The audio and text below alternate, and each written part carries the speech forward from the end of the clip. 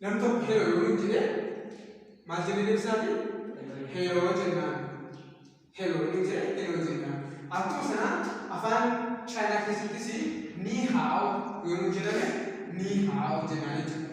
Ni hao, ni hao. Nam tokko ni hao jedhe namni biraanis immoo kan deebisuu fi ni hao jedhee deebisaa jechuudha. Fantastic. Gama sanatti yeroo dhufnu ni hao ma jechuun how are you jechuudha. Okay. Nam tokko how are you yoo nuti jedhe afaan Ingiliffaasaa how are you yoo nuti jedhame I am fine, thank you, and you jedhe. I am fine, thank you, and you jedhe deebisnaa jechuudha. Akkuma sana wanti siyaasumaan qabachuuti qabdan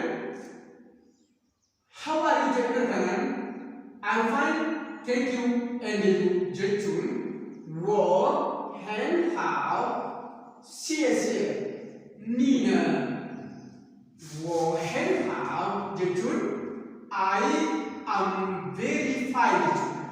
Asitti sinifimseera tokkoon tokkoon ishee wo jechuun wo video kan biraarattis hojjetee jira waan ta'eef achirraa isa dandeessu wo jechuun I jechuudha. Asumarraanis immoo me jechuudha. Kan dura sirriitti beera. Akka afaan Ingiliffaa fi akka afaan Oromoodha afaan Chaayinaan matimaa fi antimaratti jecha garagaraa hin qabu. Dhageessanii akka afaan Oromoo fi akka afaan Ingiliffaa matimni isaa fi antimni isaa jecha garagaraa miti. Matimaafis antimaafis wo kan jedhu fayyadamna jechuudha. In Chinese language, which makes Chinese language simple, is one of these. And here it is wo jennaan jechuudha. I or me. Ani, ana kan jedhuudhaafis na kan jedhuudhaafis kan fayyadamu in Chinese language is only wo. Since it is in subtone, we need to pronounce just like wo, filling and raising back. Filling first and raising back. Wo jennee dubbisnaa jechuudha. Good. Hair kan jennu kunis subtone kan jennu. Hair jechuun very jechuudha. Hair baay'ee very. Gawraatiin very kun feechaan illee ni jedhama. Seeroo biraas ni ilaalla. Feechaan. Kanaaf har'aaf very kan jennu kun baay'ee kan jedhee fudhannu sun baay'ee sana kuusaa sana sun taane baay'ee isaa haala ibsu sana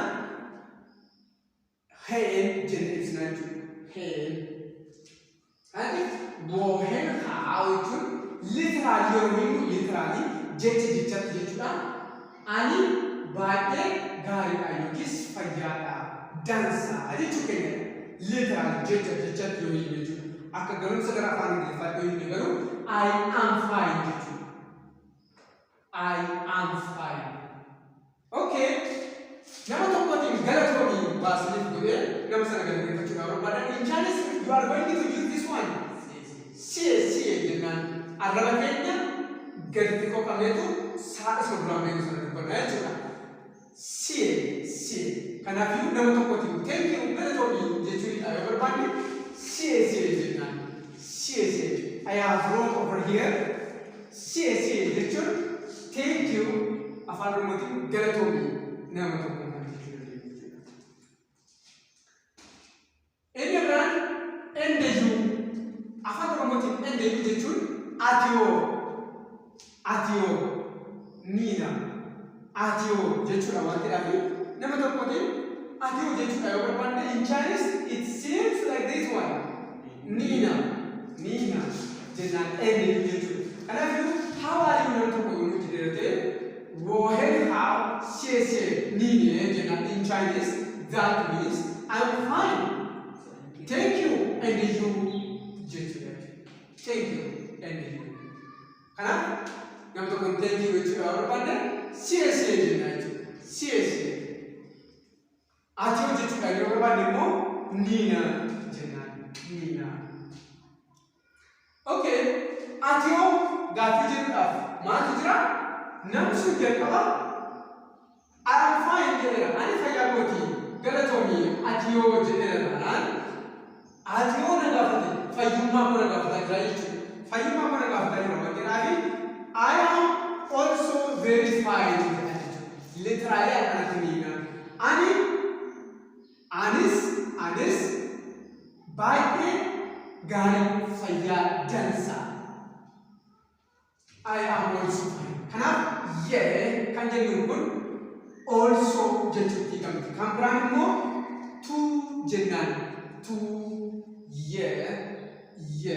kan jennuun kun also to qabdi. In Chinese we represent by it. Kanaaf I am also fine jechuudha. Barbaadde wayyaa and how jennaan. Wayyaa and how I'm also fine.